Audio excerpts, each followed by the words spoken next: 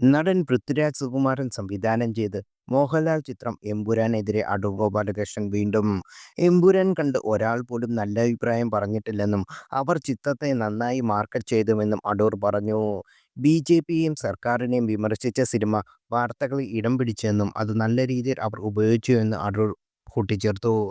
The സ്റ്റോറിയൻ എന്ന online മാധ്യമത്തിന് നൽകിയ അഭിമുഖത്തിലാണ് അടൂർ ഗോപാലകൃഷ്ണൻ ഇക്കാര്യം പറഞ്ഞത്.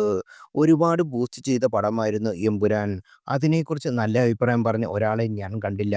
പക്ഷേ അവർ ആ ചിത്രത്തെ നന്നായി മാർക്കറ്റ് ചെയ്തു. സർക്കാരിനെയും ബിജെപിയെയും വിമർശിക്കുന്ന ചില രംഗങ്ങൾ ചിത്രത്തിലുണ്ടായിരുന്നു. വലിയ വാർത്തയായി ആയപ്പോൾ എല്ലാവരും കാണാൻ തോന്നി. കൂടാതെ റീസെൻസറിങ് ചെയ്യണമെന്ന് പറഞ്ഞപ്പോൾ അതിനു മുമ്പിറങ്ങിയ പതിപ്പ് കാണാൻ ജനങ്ങൾ തിയേറ്ററിലേക്ക് എത്തി. എന്നിട്ടും ആരും സിനിമ കൊള്ളാമെന്ന് പറഞ്ഞില്ല. ഒരു അത്ഭുതം നടക്കുന്ന പോലെ ഒരു പബ്ലിസിറ്റി കൊടുത്ത് പത്രത്തിൽ പരസ്യം കൊടുക്കേണ്ട ആവശ്യം പോലും വേണ്ടി വന്നില്ല.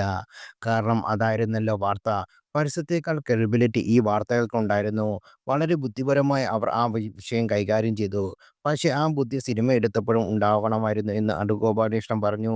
നിരവധി വിമർശനങ്ങളും വിവാദങ്ങളും ഏറ്റുവാങ്ങിയ ചിത്രമായിരുന്നു എമ്പുരാൻ. മാർച്ച് 27-നായിരുന്നു എമ്പുരാൻ റിലീസ് ചെയ്തത്.